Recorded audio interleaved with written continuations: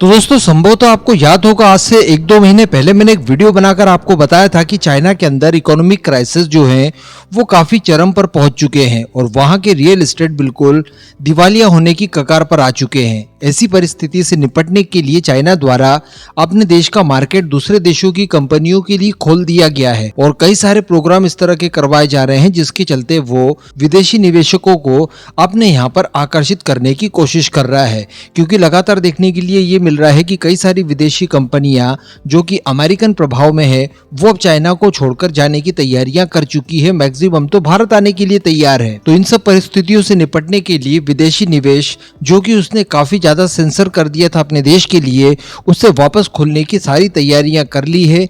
इसी सीरीज में बताया ये जा रहा है कि चाइना भारत से भी निवेश चाहता है। जी हाँ, ये वही चाइना है जिसके निवेश को भारत द्वारा खुद अपने देश में बंद करके रखा है, लेकिन अब ये लोग भारतीय कंपनियों को आकर्षित करने के लिए खुलेआम बिना किसी लाग लपेट के न केवल आह्वान कर रहे हैं बल्कि ये लोग ये कह रहे हैं कि इस पूरे क्षेत्र में भारत और चीन मिलकर अगर काम करना शुरू कर देते हैं तो 1+1=11 हो सकता है।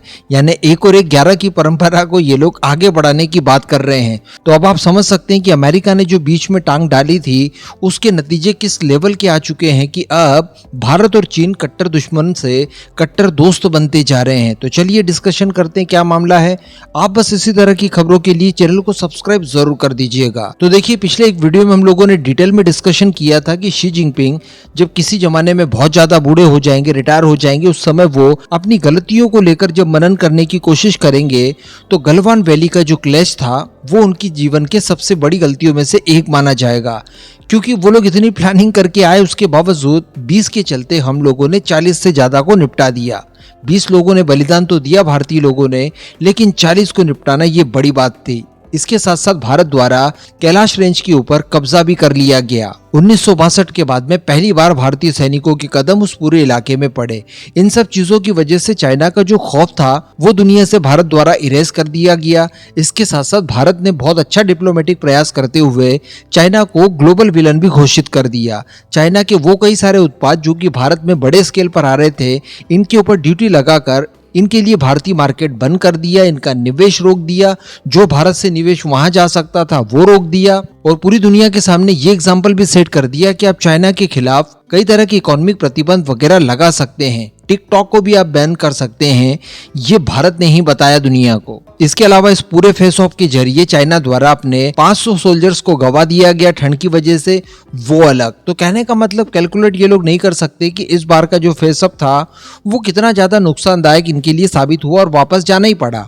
और अब खुद के ही देश में वो लोग मजाक बन रहे हैं। ये इमेज आप देख रहे होंगे 2-3 दिनों से बड़ी वायरल हो रही है। चाइना और ताइवान के सोशल मीडिया पर ये इमेज काफी ज्यादा वायरल है और इसमें बताया जा रहा है कि शी जिनपिंग ने किस तरह से घुटने टेक दिए और सारी जमीनें भारत को गिफ्ट कर दी, एक तरह से ये कहना चाह रहे हैं वो लोग। इसी बीच भारत में हुए एक प्रोग्राम के दौरान बोलते हुए चाइना के जो एम्बेसडर भारत में हैं, शू फेइंगहोंग, इनके द्वारा ये कहा गया कि चीन में निवेश करके भारत की कंपनियां मेक इन इंडिया को बढ़ावा दे सकती है। इनकी तरफ से कहा गया कि भारत और चाइना दोनों ही बढ़ती हुई उभरती हुई अर्थव्यवस्थाएं हैं और दोनों देशों को एक दूसरे के साथ घनिष्ठ जुड़ाव की आवश्यकताएं महसूस होती हैं। इसीलिए मैं भारत से अपील करना चाहूंगा कि वो चाइना के साथ जितने भी व्यापारिक संबंध हैं उनको लेकर आपसी सहयोग को बढ़ाए। इसके पीछे रेफरेंस उन्होंने प्राइम मिनिस्टर मोदी और शी जिनपिंग के बीच में ब्रिक्स सम्मेलन में जो मीटिंग हुई थी और जो LAC के ऊपर हम दोनों देशों के बीच का विवाद सुलझा है उसे दिया। उन्होंने कहा है कि चूंकि अब सारी चीजें शॉर्ट आउट हो चुकी है तो अब हमें एक दूसरे का सहयोग करते हुए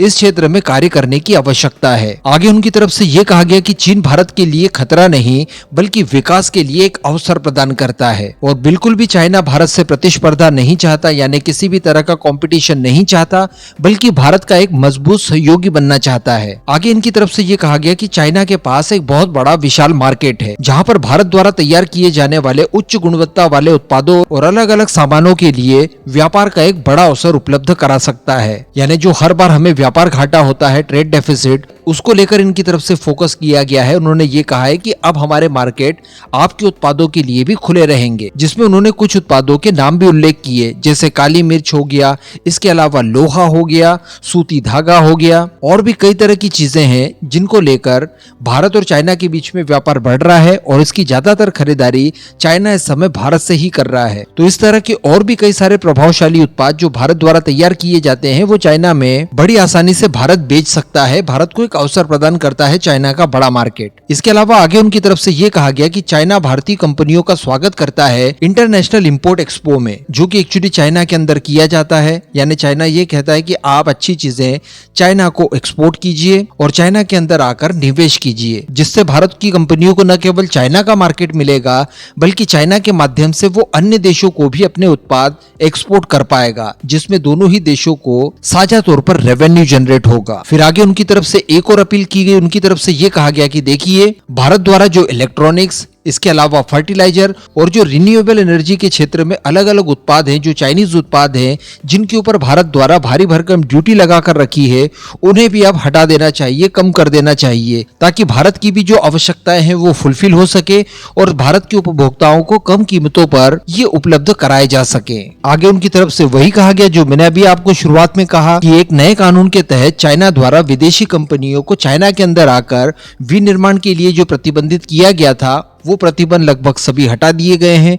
इस वजह से भारतीय कंपनियों के पास भी मौका है, चाइना में जाए, निवेश करे, वहां पर मैन्युफैक्चरिंग करे, खुद की रिक्वायरमेंट भी फुलफिल करे, चाइना की करे और एक्सपोर्ट भी करे दुनिया के अलग अलग देशों को। और आगे उन्होंने कई सारी बातें कही कि भारत के लोग भी चाइना के साथ व्यापार करना चाहते हैं। उन्होंने ये भी कहा कि इसी वर्ष भारत में स्थित चाइनीज दूतावास द्वारा 2,40,000 वीजा जारी किए गए चाइना के लिए, जिसमें से 80% व्यावसायिक वीजा थे। इसके अलावा उन्होंने ये भी कहा कि हमारा बायलैटरल ट्रेड बहुत ही ज्यादा बढ़ गया है। चाइना हमेशा से ही बायलैटरल ट्रेड को महत्व देता है और वाणिज्य संबंधों को मजबूत करने के क्षेत्र में हर कदम उठाना चाहता है। तो ईच अदर अवसरों का ध्यान रखते हुए एक दूसरे की मदद की जाए। तो अब आप सोचकर देखिए कि इस तरह के हालात भारत और चीन के बीच में क्या पहले हम लोग कभी एक्सपेक्ट कर सकते थे? मैं कहूंगा कि बिल्कुल भी नहीं। तो ये सारी कुछ चीजें इसी वजह से हुई है कि चाइना को भली भांति ज्ञात हो गया है कि भारत के साथ उलझना सही नहीं है। जितना डेंट पहुंचाएंगे हम लोग, उससे ज्यादा बड़ा डेंट ये लोग हमको पहुंचा देंगे। और उसके बाद जो भारत के सामने हम लोग टू फ्रंट वॉर की बात करते हैं, टू फ्रंट वॉर का खतरा दिखाते हैं, तो हमारे सामने तो मल्टीपल फ्रंट खुले हुए हैं। तो भलाई इसी में है कि दो बड़े देश हैं, दोनों के सामने खतरा अमेरिका का एकमात्र है, जो कि फ्यूचर में दोनों देशों का कोई बड़ा नुकसान पहुंचा सकता है। इसलिए क्यों ना सारे काम मिलजुल कर किए जाएं। इस पूरे मुद्दे पर अब आप अपना ओपिनियन दीजिएगा। क्या भारत द्वारा चाइना के अंदर निवेश करना चाहिए या फिर नहीं? कमेंट जरूर कीजिएगा।